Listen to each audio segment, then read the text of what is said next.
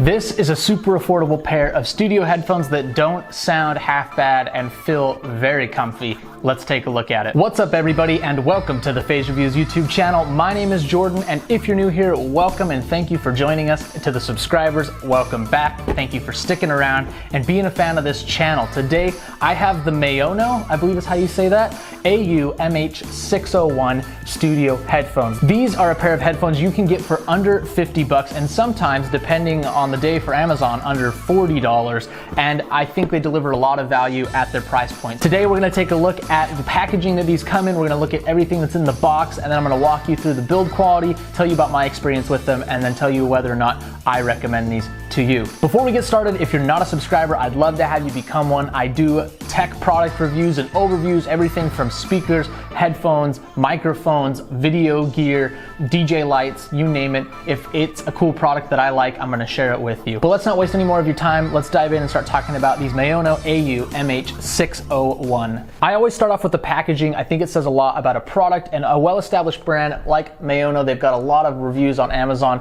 It does not surprise me that their packaging looks really nice. It's got kind of a glossy finish here, full color picture on the front, and then on the back you have a list of all of the specifications. The ones that are important to me on budget headphones are going to be the frequency range, which 20 hertz to 20 kilohertz, which is the human hearing range, every frequency, which is always nice to see, and then the driver diameter. 50 millimeters mean these have enough surface area to deliver the low frequency notes, the bass notes that people like to hear.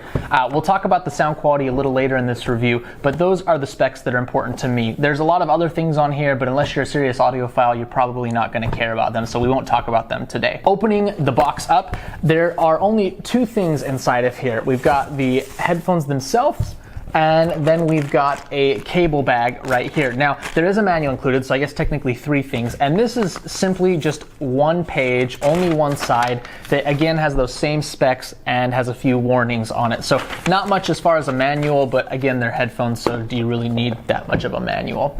We can talk about the cable first. This is a coiled cable, almost 10 feet long, right around there, like 9.8 or something like that. Obviously, it's not 10 feet long like this, but if you stretch it, you could get up to 10 feet. This has benefits. I like the coiled cable because it doesn't tangle as much. The downside is if you do want to stretch it 10 feet, it's going to be pretty tight and elasticity. It's going to be pulling on you, right? So just bear that in mind. One of the things I really like about this cable, and I wish more budget headphones would have, they have a 1/4 inch adapter on each end of the cable. So this is the larger adapter seen on like DJ mixers and more professional audio gear. If you're just using these with your phone, you can just unscrew the adapter on either end and get your regular 3.5 millimeter jack there. But if you want to use this with an audio interface on your computer, if you're gaming or doing a podcast, they do have those larger connectors there, which I really like. Now you'll notice the headphones come in this kind of styrofoam bag right here. They do not come in their own carrying bag. I always like to see that with headphones if you're going to travel with them, but it's not a big, make or break thing at this price point. So just be aware, no carrying case with these. You'll have to buy one separate. Now they fold up pretty compact right there, so if you're a DJ and you're carrying them with you, then they're going to be pretty easy to transport. They also fold, so if you want to wear these DJ style and then flip one ear cup out so you can monitor your mix, you have the ability to do that as well. Pretty much all plastic construction here.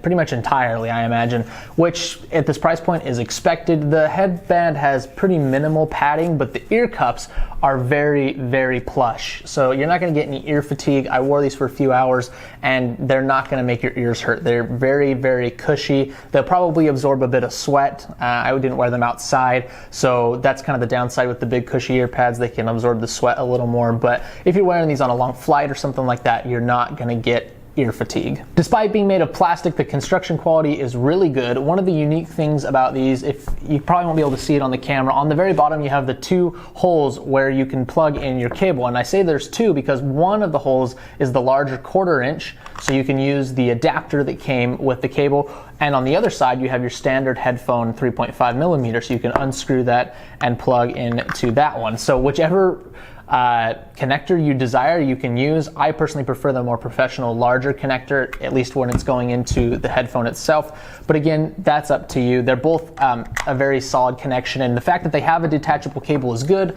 That means that if you get a short or a problem with your cable, you don't have to replace the whole headset. You can just buy a new cable. Last but not least, sound quality. And on budget headphones like this, I don't set the bar very high. You know, as long as they have passable audio, that's important. And these I'm very surprised with. These are labeled as studio headphones, and normally with studio headphones you want a natural, neutral kind of sound profile, and these deliver that.